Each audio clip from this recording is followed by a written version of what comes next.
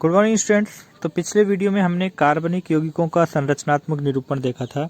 एक तरीका और है कार्बनिक यौगिकों की संरचना को दर्शाने का, वो है त्रिविम सूत्र। ये त्रिविम सूत्र हम पेज पर कैसे दर्शाएं उसी का तरीका है, यानी कि जो कार्बनिक यौगिक है उनकी त्रिविमीय संरचना को पेज पर किस तरह से दर्शाएं, तो उसका हमने तरीका निकाला है ठोस तथा डैश वेज सूत्र का उपयोग करके। ठोस रेखा और डैश रेखा के द्वारा हम बंधों को दर्शा सकते हैं, यानी कि ये ठोस रेखा इस तरह से बनाते हैं कि ये हाइड्रोजन इस कार्बन से जुड़ा है, तो इस कार्बन की ओर से पतली होगी और हाइड्रोजन की ओर से मोटी होगी। इसका मतलब ये है कि ये आपकी तरफ है हाइड्रोजन, ये हाइड्रोजन आपकी तरफ है। ठीक है, जो देख रहा है इस मेथेन की संरचना को, CH4 की संरचना को, उसमें इस तरह की ठोस रेखा का मतलब है जो पीछे से पतली है और आगे से मोटी है, तो इसका मतलब है कि ये हाइड्रोजन हमारी तरफ है। और ये जो वेज कौन सा है, डैश वेज है, यानी कि ये डैश के द्वारा जो छोटी होती चली जा रही हैं रेखाएं, तो इसका मतलब ये हाइड्रोजन पीछे की तरफ है, इस पेज से पीछे की तरफ है। तो पेज पे दिखा रहे हैं तो देखिए रेखाएं छोटी करते चले जा रहे हैं, तो ये कहलाता है डैश वेज।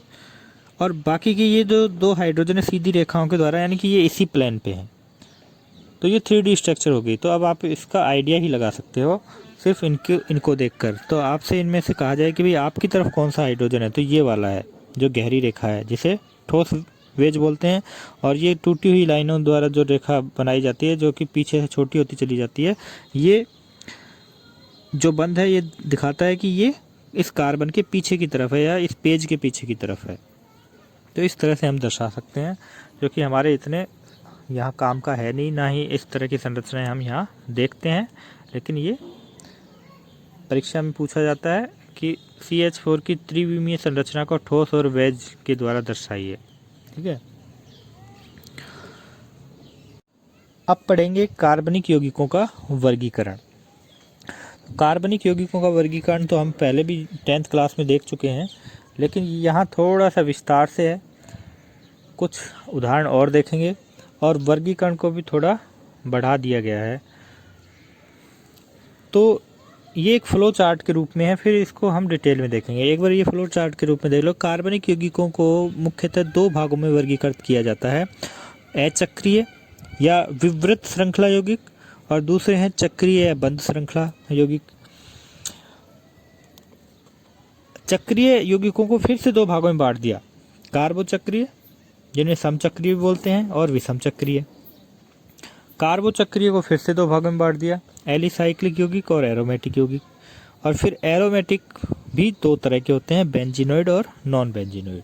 तो हम सबसे पहले बात करते हैं अचक्रीय या विवृत श्रृंखला यौगिक। वे यौगिक जिनमें कार्बन परमाणुओं की खुली श्रृंखला होती है, अर्थात प्रथम व अंतिम परमाणु संयुक्त नहीं होते हैं, अचक्रीय यौगिक कहलाते हैं। तो ये तो सीधी सी बात है कि पहला और आखिरी परमाणु किसी श्रृंखला का जुड़ा हुआ नहीं रहेगा। या हम एक रस्सी के उदाहरण से ले सकते हैं कि रस्सी का पहला और आखिरी सिरा अगर आपस में जोड़ देंगे तो वो क्या बन जाएगी, चक्र बन जाएगी। और अगर वो खुला है तो वो अचक्रीय संरचना है। दूसरी मुख्य बात इसमें यह है कि इन्हें एलिफैटिक यौगिक भी कहते हैं। जितने भी अचक्रीय यौगिक होंगे एलिफैटिक यौगिक होंगे, क्योंकि इस वर्ग के कुछ यौगिकों को सबसे पहले जंतु वसा से प्राप्त किया गया था। ग्रीक वर्ड है एलिफैटिक, ग्रीक के दो शब्दों को जोड़कर बनाया गया है। ग्रीक में पशु को बोलते हैं एली और वसा को बोलते हैं फेटोज। तो कुछ अचक्रीय यौगिकों को सबसे पहले पशुओं की वसा से प्राप्त किया गया था, इसलिए इन दो शब्दों को जोड़कर एलिफैटिक शब्द बन गया। एली और फेटोस को जोड़कर एलिफैटिक शब्द बनाया गया है। कुछ उदाहरण हैं, जैसे एथेन है, propane, butane, hexane, heptane, octane, ये सभी जो उदाहरण हैं किसके हैं, एलिफैटिक के हैं। इसी तरह का आइसोब्यूटेन है, एसीटैल्डिहाइड है, इनमें पहला और आखिरी कार्बन आपस में जुड़ा हुआ नहीं है। दूसरा प्रकार है चक्रीय यौगिक, समझ ही गए होंगे। वे कार्बनिक यौगिक जिनमें कार्बन परमाणु बंध श्रृंखला में बंधित होते हों, अर्थात प्रथम कार्बन व अंतिम कार्बन आपस में बंधित होकर एक बंध श्रृंखला बनाता है, चक्रीय या समवृत्त श्रृंखला यौगिक कहलाते हैं। ये दो प्रकार के होते हैं, समचक्रीय और विषम चक्रीय। ये समझना, समचक्रीय यौगिक क्या होते हैं? जो चक्र बना कितने भी कार्बन का बना हो, लेकिन कितने भी परमाणुओं का बना हो, वो परमाणु समान होंगे और वो परमाणु भी क्या होंगे? कार्बन होंगे। क्योंकि हम कार्बनिक यौगिकों का वर्गीकरण पढ़ रहे हैं, तो ये निश्चित सी बात है कि किसी चक्र को बनाने में जितने भी परमाणु काम में लिए गए वो सभी कार्बन होंगे, इनके अलावा और कोई भी परमाणु नहीं होगा। तो चक्रीय यौगिक दो तरह के होते हैं, समचक्रीय और विषम चक्रीय। पहले समचक्रीय देख रहे हैं। समचक्रीय यौगिक वो होते हैं जो सिर्फ कार्बन से बनते हैं, लेकिन ये भी दो तरह के होते हैं, एलिसाइक्लिक यौगिक और एरोमेटिक यौगिक। तो एलिसाइक्लिक क्या होते हैं? इन यौगिकों के गुण एलिफैटिक यौगिकों के काफ़ी समानता प्रदर्शित करते हैं, इसलिए इन्हें एलिसाइक्लिक बोलते हैं। ठीक है ना। जो एलिफैटिक चक्रीय संरचना है, लेकिन गुण कैसे हैं? अचक्रीय जैसे हैं, है ना। चक्रीय संरचना है लेकिन गुण कैसे हैं? अचक्रीय जैसे हैं, तो एलिफैटिक नाम दे, एलिसाइक्लिक यौगिक नाम दे दिया। जैसे साइक्लोप्रोपेन है, साइक्लोहेक्सेन है, साइक्लोहेक्सीन है, द्विबंध भी हो सकता है, दो द्विबंध भी हो सकते हैं, जैसे साइक्लोपेंटाडाइईन।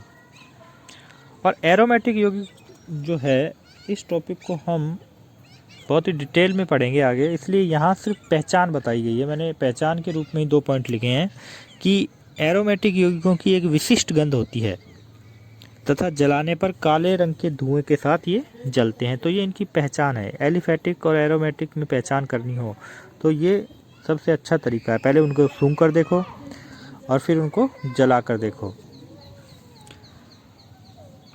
और तीसरा गुण ये है, अगर आपको कोई संरचना दिखाई जाती है और उस संरचना में बेंजीन वलय है, तो वो निश्चित रूप से एरोमेटिक यौगिक होगा, जिन्हें बेंजीनॉइड यौगिक कहते हैं। जैसे बेंजीन खुद तो है ही एरोमेटिक, नेफ्थलीन है, इसमें देखिए बेंजीन वलय दिख रही है, तो ये नेफ्थलीन भी क्या है? एरोमेटिक है। एनिलीन, जब बेंजीन वलय के किसी एक कार्बन से NH2 समूह जुड़ जाता है तो वो एनिलीन कहलाती है। तो यहाँ पर भी बेंजीन वलय दिख रही है, तो इसका मतलब ये यौगिक एरोमेटिक होगा। तो मैंने क्या कहा कि आपको कोई पदार्थ दिया जाता है प्रैक्टिकली ऐसे ही किसी बीकर में या परखनरी में डालकर, और आपसे कहा जाता है कि बताओ ये एरोमेटिक है या एलिफैटिक, तो आपके पास दो तरीके हैं कि या तो उसे सूंघ कर देखो और फिर भी नहीं पता चल रहा है तो उसे फिर जला कर देखो। सूंघने पर एक विशिष्ट प्रकार की गंध आती है और फिर जलाने पर काले रंग के धुएं के साथ जल रहा है तो एरोमेटिक है। या फिर आपको लिख कर कोई संरचना दी जाती है और पहचानने के लिए कहा जाता है कि बताइए ये एरोमेटिक है या एलिफैटिक है। तो देखिए, ये देखिए, ये भी षटकोणीय संरचना है और बेंजीन की भी षटकोणीय है। अगर इसमें यहाँ भी मैं एक बंद और लगा देता तो भी ये बेंजीन नहीं है। तो बेंजीन तो अपने आप में ही स्पष्ट दिख रही है, जिसमें 3 द्विबंध होते हैं और तीनों ही द्विबंध एकांतर क्रम में है, ऐसे नहीं है कि लगातार ही है। तो बेंजीन की संरचना ये नहीं है होगी जब तक ये एरोमेटिक नहीं होगी, चाहे चक्रीय है या नहीं। लेकिन कुछ ऐसे यौगिक भी होते हैं, कुछ ऐसे चक्रीय यौगिक भी होते हैं जो जिनमें बेंजीन वलय नहीं होती, लेकिन फिर भी वो एरोमेटिक होते हैं। मतलब फिर भी उनमें एक विशेष प्रकार की गंध होती है और जलाने पर काले रंग के धुएं के साथ जलते हैं। गिने चुने ही ऐसे यौगिक हैं जिनमें मुख्य है एक ट्रोपोलोन। वे एरोमेटिक यौगिक जिनमें बेंजीन वलय नहीं पाई जाती है उन्हें अबेंजीनॉइड यौगिक कहा जाता है। ठीक है ना। ये विशेष एग्जाम्पल ध्यान में रख लेना, इसीलिए ये परीक्षा में पूछा जाता है और कोई भी कहीं भी इसको किसी भी तरीके से पूछ लेते हैं। कंपटीशन एग्जाम्स में भी कई बार ये पूछा गया है। ट्रोपोलोन इसका नाम है। तो ये अबेंजीनॉइड एरोमेटिक यौगिक है। अब बात करते हैं विषम चक्रीय यौगिक, जो कि चक्रीय यौगिकों को 2 भागों में बांटा था, समचक्रीय और विषम चक्रीय। तो हम पहले समचक्रीय में घुस गए थे, अब वहाँ से बाहर निकल रहे हैं दूसरे प्रकार में चक्रीय यौगिकों के, वो है विषम चक्रीय यौगिक। तो समचक्रीय में क्या कहा था कि जो चक्र बनेगा वो सिर्फ कार्बन से बनेगा, लेकिन इसमें जो चक्र बनेगा उसमें कहीं ना कहीं एक विषम परमाणु होगा कार्बन के अलावा भी। और वो विषम परमाणु क्या हो सकता है? नाइट्रोजन हो सकता है, ऑक्सीजन हो सकता है, सल्फर हो सकता है। वे चक्रीय यौगिक जिनकी वलय में कार्बन परमाणुओं के अतिरिक्त अन्य परमाणु जैसे कि नाइट्रोजन, ऑक्सीजन, सल्फर आदि उपस्थित हों तो उन्हें विषम चक्रीय यौगिक कहते हैं। ये भी दो तरह के हो सकते हैं, एलिफैटिक और एरोमेटिक। जैसे कि उदाहरण है, ये उदाहरण विशेष रूप से ध्यान रखना है, टेट्राहाइड्रोफ्यूरेन है। अब देखो ये कोना है, हमने बात करी थी संरचनाओं में कार्बन है, ये कोना है, ये भी कार्बन है, ये भी कार्बन है और ये भी कार्बन है, लेकिन ये क्या है? ऑक्सीजन है। तो ये जो चक्र बन रहा है, इस चक्र के निर्माण में बीच में एक ऑक्सीजन भी आ गई है, तभी ऑक्सीजन नहीं होती तो फिर ये चक्र नहीं होता। तो इसीलिए विषम परमाणु के आ जाने से चक्रीय संरचना में जो यौगिक बनता है वो विषम चक्रीय यौगिक कहलाता है, ठीक है ना। तो इसके गुण एलिफैटिक यौगिकों से मिलते हैं तो विषम चक्रीय एलिफैटिक यौगिक बोल दिया। इनके गुण एरोमेटिक यौगिकों से मिलते हैं, यानी कि फ्यूरेन है, इसमें विषम परमाणु क्या है? ऑक्सीजन है। और जब इसको जला के देखा तो ये काले रंग के धुएं के साथ जलता है और विशेष प्रकार की गंध आती है। तो एरोमेटिक गुण प्रदर्शित कर रहा है, चक्रीय यौगिक है, विषम परमाणु आ रहा है, इसलिए विषम चक्रीय यौगिक है। अब ये देखो, ये है थायोफीन, इसमें विषम परमाणु कौन है? सल्फर है।